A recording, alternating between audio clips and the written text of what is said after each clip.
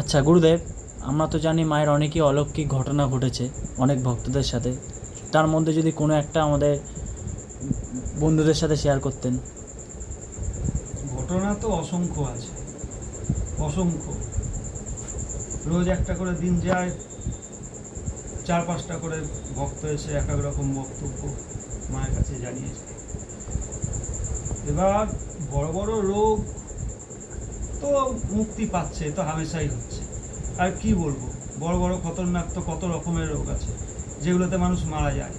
সে মতো অবস্থায় পেশেন্ট মায়ের কাছে এসে মায়ের ওষুধ, কবচ, মায়ের আদেশ, বিশেষ করে মায়ের আদেশ, মা যেটা বলবে সেটা মানতে হবে, তবে কাজ হবে। তুমি মায়ের কাছে আসলা, মা বললো, তুমি সেটা শুনলা না, তা করলে হবে? এগুলো তো আছে, রোগ টোগ তো মানুষের, মেয়ের বিয়ে হচ্ছে না, বাচ্চা হচ্ছে না, রোগ, অসুস্থ, অশান্তি, ঝগড়া, এগুলো তো আছে। কিন্তু সব থেকে বড় ব্যাপার এই মন্দিরে, এটা খতরনাক বিপদ থেকে মা রক্ষা করে। খতরনাক মানে এতটাই ভয়ঙ্কর বিপদে মানুষ পড়ে, সেই বিপদ থেকে মা তাদেরকে রক্ষা করে। যেমন একটা, সব তো আর বলা যাবে না, সবগুলো সবার সামনে সব জায়গায় শেয়ার করা যাবে না, পার্সোনাল থাকে কিছু মানুষের। তার মধ্যে একটা হচ্ছে, একদিন আমি এরকম বসে আছি, চা খাচ্ছি বসে বসে, সেদিন 150-200 লোক এসছে। দিয়ে আর ভালো লাগছে না, মাথা কাজ করছে না, এত বকা, আর এদের এত আবদার, এত প্রশ্ন, কত করে দেবো? করতে তো হয় সব আমাকেই, মা আমাকে শক্তি দিয়েছে, আমি করি, আমি তো মানুষ। দিয়ে বসে আছি, চা খাচ্ছি, দুয়ার পিটাচ্ছে। দিয়ে বললাম, ওই শিষ্যটাকে বললাম খুলে দে, খুলে দিল। খুলে দেওয়ার পর আসলো, দিয়ে হাউমা করে কাঁদছে। বললাম, বস, কি হয়েছে, কি হয়েছে? বলছে, বাবা আমি বহু দূর থেকে এসেছি, আমার কিছু করার নেই, তুমি যদি আমাকে এখন না দেখো, আমাকে এখন আত্মহত্যা করতে হবে, কিংবা গঙ্গায় ঝাঁপ দিতে হবে, একটা এরকম করতে হবে। আমি তখন বললাম, এই ওকে বুঝা, ওকে বসা ভালো করে। ভদ্রমহিলা একটা, বয়স হবে 55। দিয়ে শুনলাম, কেউ ওর কাছের নেই, নিজের কেউ নেই। ছেলেপিলের দ্বারা অত্যাচার, বৌমার দ্বারা অত্যাচার, দুটো ভাত পায় না, খেতে পায় না, থাকার জায়গা নেই, আত্মীয় পরিজনের দ্বারা অত্যাচার, মানে বাড়ি হারা, সর্বহারা, এমন অবস্থা তার। সব কিছু করেছে, কিছুতেই কোনো কিছু, জাগতিক যেগুলো করেছে, কিছুতেই কিছু হয়নি। দেয়া বললাম, ঠিক আছে বস। সব ঘটনা শুনলাম, শুনে বললাম, মাকে বল। কিচ্ছু দিইনি, এই কবচ, এই ওষুধ, জল পোড়া যেমন দেয়, ওসব কিচ্ছু দিই, হোমযজ্ঞ কিচ্ছু না। বললাম, বস এখানে চুপ করে, মাকে বল, যা হয়েছে মাকে বল। আঁচল পাক, আঁচল পাক, মাকে বল। তো বিশ্বাস করবা না, ও মাকে বলার সেই রাতটা গেল। পরের দিন এসে বলছে, বাবা আমি সারা রাত ঘুমাতে পারিনি। তারপর দিন গেল, তারপর দিন এসে বলছে, একজন বয়স্ক ভদ্রমহিলা মাথায় হাত বুলিয়ে দিচ্ছে, বলছে, তুই চিন্তা করিস না, সব ঠিক হয়ে যাবে, ধৈর্য ধর, তোর যে অভাব, তোর যে কষ্ট, সব মিটে যাবে। আজকে তোকে কেউ দেখছে না, এমন একটা তোর দিন আসবে যেদিন তোর পা ধুয়ে সবাই জল খাবে। এরাম করে মা তাকে আদেশ দিল। প্রথমেই আদেশ দেয়নি, প্রথমে ভয় পেয়েছে কিছুটা, তারপরে এই দর্শন হচ্ছে বয়স্ক ভদ্রমহিলার। তো এইভাবে চলতে লাগলো, মায়ের কাছে সে আসতে লাগলো, প্রচণ্ড বিশ্বাস তার।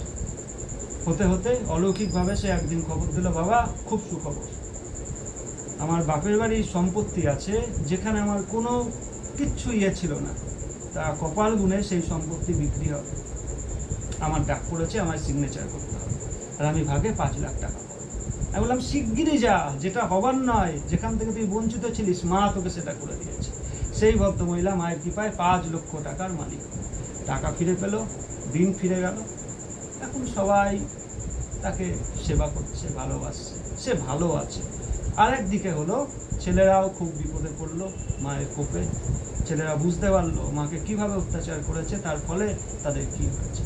তো ছেলেরা এখন তাদের মাকে ভালোবাসে, মাও ছেলেদের নিয়ে সুখে আছে। এই অবধি এরকম অসংখ্য আছে। এক মেয়ে এসে কাঁদছে, বাবা আজকে কিছু করার নেই, আমাকে জীবনটাকে দিয়ে দিতে হবে। আনলাম, যা বাড়ি যা, একটা থাবড়া মারবো, এসব বলবি না মায়ের কাছে এসে, যা বাড়ি যা। তা সে শোনেনি, সে বাড়ি গিয়ে ওই কাজই করতে গেল, ওই কাজই সে করতে গেল।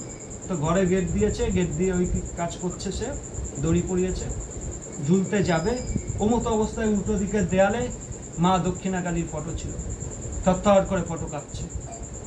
ফটো কাঁপতে কাঁপতে ফটো ছিঁড়ে পড়লো, চিত্তপট, আর ওকে সেই মুহূর্তে অজ্ঞান করে নিচে ফেলে দিল। সেই ঘটনা কেউ জানে না, ভেতরে কি হচ্ছে, আওয়াজ পেয়ে তখন দুয়ার ভেঙে দেখে এই অবস্থা। পরবর্তীকালে মেয়ের জ্ঞান ফেরার পর তখন বললো মা এসে আমায় আটকেছে, আর প্রমাণ ওই দেখো দেয়ালে দক্ষিণাকালীর ফটো ছেলে নিচে পড়ে আছে। এরকম অসংখ্য আছে। ক্যান্সার, কিডনি ড্যামেজ, বাচ্চা হচ্ছে না, বিয়ে হচ্ছে না, মামলা, এগুলো সামান্য ব্যাপার, এগুলো কি বলবো। হাজার হাজার লোক রোগ থেকে মুক্তি পাচ্ছে, বিপদ থেকে মুক্তি পাচ্ছে, মানে খতরনাক বিপদ যেগুলো যেগুলো বলা যাবে না পাবলিক প্লেসে, সেরম ব্যাপার। এখানে আসলে বসলে দেখলে তখন বোঝা যাবে। এর জন্য 24 ঘন্টা লোক এসে বিরক্ত করে। বৃহস্পতিবার দিনও আমার বিশ্রাম নেই, এদের পেছনে বকতে বকতে আমার দিন কেটে যাচ্ছে। ছোটখাটো এইসব রোগ বা কি বলবো, এ তো মায়ের ঘটের জল, চান জল, ফুল কবজে তো সারবেই, এ তো বলার কিছু না, এ তো হতেই থাকে, সব জায়গায় মায়ের কৃপায় হয়।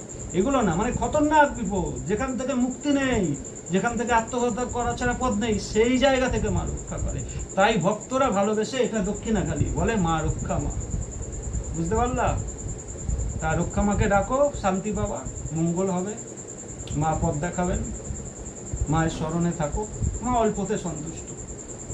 চালকলা, বাতাসা, মুন্ডা, এতেই মা খুশি, মা আর বেশি কিছু চায় না। আর চায় একটু পরাণ ভরে যাতে মাকে ডাকে, 2 ফোঁটা নয়নের জল যাতে মায়ের চরণে কেউ দেয়। মা আজও লীলা করে যাচ্ছে।